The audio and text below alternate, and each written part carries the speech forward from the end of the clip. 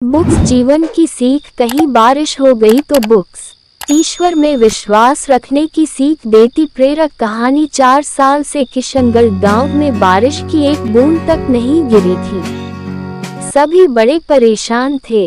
हरिया भी अपने बीवी बच्चों के साथ जैसे तैसे समय काट रहा था। एक दिन बहुत परेशान होकर वह बोला, अरे ओ मुन्नी की माँ, जरा बच्चों को लेकर पूजा घर में तो आओ।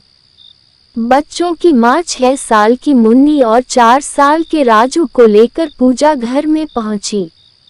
हरिया हाथ जोड़कर भगवान के सामने बैठा था। वह रुंधी हुई आवाज में अपने आंसू छिपाते हुए बोला, सुना है भगवान बच्चों की जल्दी सुनता है। चलो हम सब मिलकर ईश्वर से बारिश के लिए प्रार्थना करते हैं। सभी अपनी अपनी तरह से बारिश के लिए प्रार्थना करने लगे। मुन्नी मन ही मन बोली, भगवान जी मेरे बाबा बहुत परेशान हैं। आप तो सब कुछ कर सकते हैं, हमारे गांव में भी बारिश कर दीजिए न। पूजा करने के कुछ देर बाद हरिया उठा और घर से बाहर निकलने लगा। आप कहाँ जा रहे हैं बाबा? मुन्नी बोली, बस ऐसे ही खेत तक जा रहा हूँ बेटा। हरिया बाहर निकलते हुए बोला, अरे रुको रुको, अपने साथ ये छाता तो लेते जाओ। मुन्नी दौड़कर गई और खूंटी पर टंगा छाता ले आई। छाता देखकर हरिया बोला, अरे इसका क्या काम, अब तो शाम होने को है, धूप तो जा चुकी है।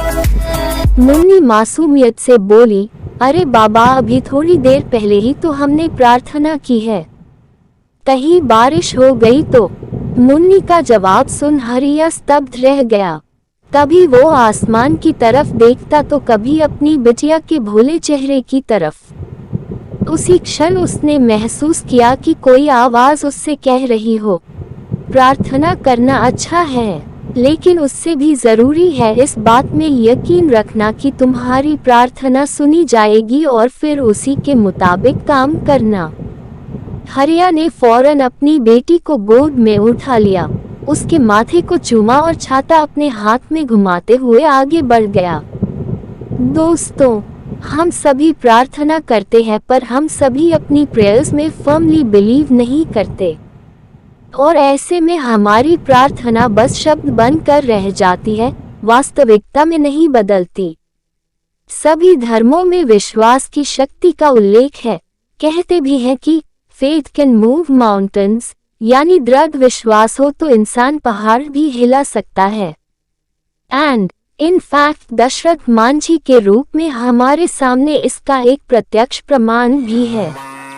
इसलिए अपनी पूजा को सही मायने में सफल होते देखना चाहते हैं तो ईश्वर में विश्वास रखें और ऐसे एक्ट करें मानो आपको प्रार्थना सुनी ही जाने वाली हो, और जब आप लगातार ऐसा करेंगे तो भगवान आपकी जरूर सुनेगा।